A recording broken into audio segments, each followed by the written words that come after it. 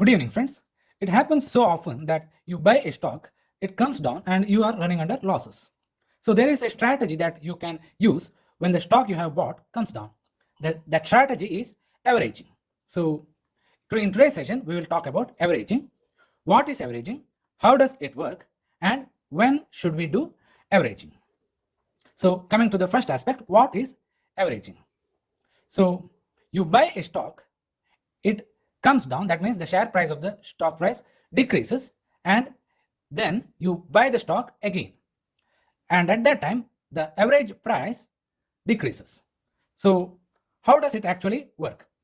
I will give you an example and explain the concept to you. Let us say there is a company AB Limited and the share price is rupees 1000. Suppose you have bought 100 shares of AB Limited. So your investment will be 100 into 1000, that is rupees 1 lakh. Suppose the share price decreases. The share price decreases to rupees 900. So in this situation, you have two choices. You become afraid that the share price will fall further and you sell the stock and book your losses. And your losses will be rupees 10,000. The second option is to ignore the fall in the share price and do nothing. The third option is to buy again, and that buying again is called averaging. Suppose you buy again 80 shares of the same company at rupees 900. So now what is your buying price? So there is a formula to calculate the average buying price, that is P1 Q1 plus P2 Q2 divided by total number of shares. P1 is the price of first buying into Q1 quantity of first buying plus P2 price of second buying into Q2 quantity of second buying divided by total number of shares. So here P1, the price of first buying is 1000 and the quantity of first buying is 100. So 1000 into 100 plus the price of second buying is 900 and the quantity of second buying is 80. So 900 into 80 divided by the total number of shares is 180. So divided by 180. So the answer that comes is rupees 955.56. So this method is called as weighted average method. And when the price increases from rupees 955.56, you will be in profit. So what is the extent of increase from rupees 955.56 is the extent of your profit. Now, when should we do average?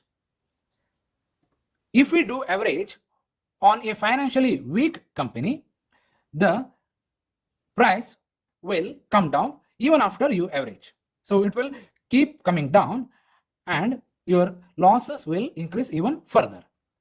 The price might not never go up and you might not never come into profit. So when you do averaging, you must be aware of the financial health of the company. So for that, you have to consider two things while averaging. The first thing is that you should be aware of the debt equity ratio. The company should not have heavy debt in its balance sheet. So if the company has heavy debt in the balance sheet, it might not be able to pay the interests and the company might go into bankruptcy.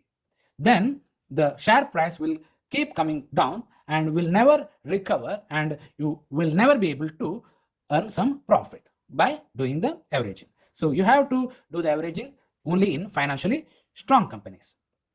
So the second thing to consider while averaging is that you should know that the problem which has resulted in the decline in the share price, whether it is temporary or permanent. There could be temporary reason for the share price coming down. For example, the quarterly result of the company might not be good, or it might be somewhat good, but it is not meeting the expectation of the investors.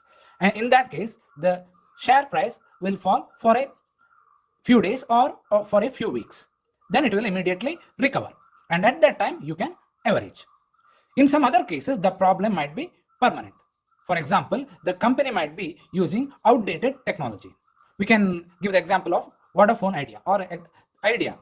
So Idea never implemented or never adopted 4G technology. So it lagged behind from other competitors like Airtel or Jio.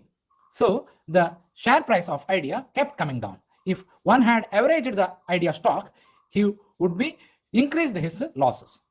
So we should differentiate between a temporary problem and permanent problem. If the problem is temporary, we can average. If the problem with which the company is running is permanent, we should not average. So this is the concept behind averaging. So by averaging in reputed, financially good, fundamentally strong companies, you can make profits. But you should be careful not to average in financially weak and the companies which have permanent problems. Thank you.